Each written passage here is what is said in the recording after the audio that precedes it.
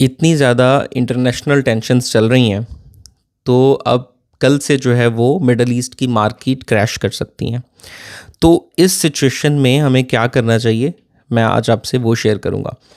देखें, इंडिया के साथ हमारे मामला जब चले, अगर हम वो वाला फेज़ चेक करें, तो क्या हुआ था कि मार्केट, इक्विटी मार्केट गिरती हैं जब जंग लगती है, तो हमारी मार्केट भी बहुत तेज़ी से नीचे गिरी और हम ये एक्सपेक्ट कर रहे थे, हर बंदा इसलिए बाइंग नहीं कर रहा था कि पता नहीं जंग कब तक चलेगी। तो यही हुआ, 2-3 दिन 4 दिन बाद जब जंग ख़त्म हुई तो रिकवरी उससे ज़्यादा तेज़ आई थी। तो अभी की सिचुएशन जो है उसमें हम ये एक्सपेक्ट कर रहे थे कि अमेरिका, इज़राइल जो है वो अटैक कर सकते हैं ईरान पर, लेकिन उसकी लपेट में दुबई भी आ जाएगा, कतर भी आ जाएगा, कुवैत भी आ जाएगा, ये बहुत कम अज्यूम किया जा रहा था। तो अब मिडल ईस्ट की मार्केट जो है उसमें भी डिप आएगी और शायद वर्ल्ड वाइड और मार्केट्स के अंदर भी काफ़ी ह्यूज सेलिंग आए। तो जब ये फेज़ आता है और जब ये फेज़ चला जाता है तो एक ही रिग्रेट रहता है कि आपने उस वक्त बाइंग नहीं की। तो जो लॉन्ग टर्म इन्वेस्टर हैं उनके लिए तो इतनी परेशानी नहीं है, मतलब वो तो उसको होल्ड करेंगे, वो कहेंगे देखेंगे 6 महीने बाद देख लेंगे ज़्यादा से ज़्यादा, या साल बाद देख लेंगे। अब लोगों के प्लॉट भी तो फंस जाते हैं ना, 2-2 3-3 साल प्लॉट फंस गए, प्रॉपर्टी के झगड़े हो गए या कोई इश्यूज़ हो गए। तो मार्केट है, इट्स मतलब हमने तो बिज़नेस में इन्वेस्ट किया ना, हमने शेयर्स इसलिए नहीं लिए थे कि ये शेयर ऊपर जाएगा तो मैं पैसे निकालूंगा, हमने तो बिज़नेस के साथ पार्टनरशिप की है। बिज़नेस वहीं पे इंटैक्ट है, बिज़नेस चल रहे हैं, बिज़नेस ग्रो करेंगे। और पाकिस्तान कोई डिफ़ॉल्ट नहीं कर गया कि मैं इसमें पैनिक करूं। तो पैनिक सेलिंग जो है ना वो कभी भी ऑप्शन नहीं होना चाहिए। आपने कभी भी ये नहीं करना कि मार्केट अब पता नहीं क्या बनेगा तो मैं फ़ौरन से निकल जाऊं, लॉस बुक कर लूं। नो प्रॉब्लम, अगर आपके पास ब्लू चिप कंपनीज़ हैं तो आप चुप करके बैठे रहें, कोई प्रॉब्लम वाली बात नहीं है, ये दोबारा से ऊपर चला जाएगा। और अगर आप शॉर्ट टर्म इन्वेस्टर हैं तो भी भाईजान लॉन्ग टर्म इन्वेस्टर बन जाएं, क्योंकि अब आपके पास ऑप्शन नहीं है।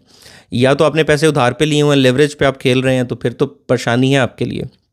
या आपने अपना इमरजेंसी फ़ंड नहीं रखा हुआ था और आपने वो भी इन्वेस्ट कर दिया था, तो फिर थोड़ी परेशानी है। तो फिर उतने पैसे जितने आपको इमरजेंसी के लिए चाहिए वो आप निकाल लें, उतना को लॉस बुक कर लें। लेकिन ओवरऑल मार्केट को पैनिक सेलिंग से जो है ना, वो पैनिक सेलिंग जो होती है वो अपॉर्चुनिटी होती है। और जिनके पास कैश पड़ा हुआ है वो ये करें कि मेरी स्ट्रैटेजी क्या होगी मैं वो आपसे शेयर कर देता हूँ, आगे आपकी मर्ज़ी है।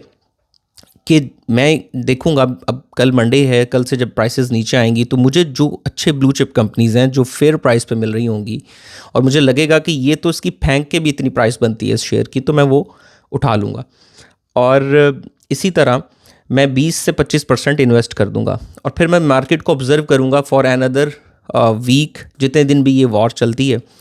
और फिर मैं देखूंगा कि हाँ फिर कहीं अपॉर्चुनिटी बन रही है तो 10% फिर डाल दूंगा कि हाँ बहुत ही नीचे चीज़ें आ गई हैं और ये तो बड़े अच्छी अपॉर्चुनिटी है। और फिर कुछ पैसे मैं बचा के रखूंगा कि ये मार्केट जहाँ से सपोर्ट लेगी और दोबारा ऊपर जाने लगेगी तो तब मैं कोई 20% तब डाल दूंगा। तो इससे होगा ये कि जब मार्केट रिकवर्स करेंगी, आप बहुत मैक्सिमम भी लगा लें, चले मैं 6 महीने मान के चल लेता हूँ कि देखेंगे जून जुलाई में देखेंगे, अप्रैल में देखेंगे, तो तब मुझे अगर तो मेरी मार्केट बहुत अच्छे तरीके से रिकवर करती है तो मेरे जो अपने शेयर्स के पैसे हैं वो तो रिकवर होंगे ही होंगे, और जो मैंने ये एवरेज किया हुआ था वो मुझे ऑलमोस्ट डबल प्रॉफिट्स दे के जाएंगे। So this will be my strategy. तो आपने पैनिक नहीं करना बिल्कुल भी, जिन्होंने इन्वेस्ट किया हुआ है। मार्केट इधर ही है, कहीं नहीं जा रही, बिजनेसेस खड़े हैं, बिजनेस चल रहे हैं। और आगे जब रिजल्ट्स बेहतर आएंगे, कुछ गुड न्यूज़ आएंगी, ये सारी डस्ट सेटल डाउन होगी तो चीज़ें बेहतर हो जाएंगी। Thank you.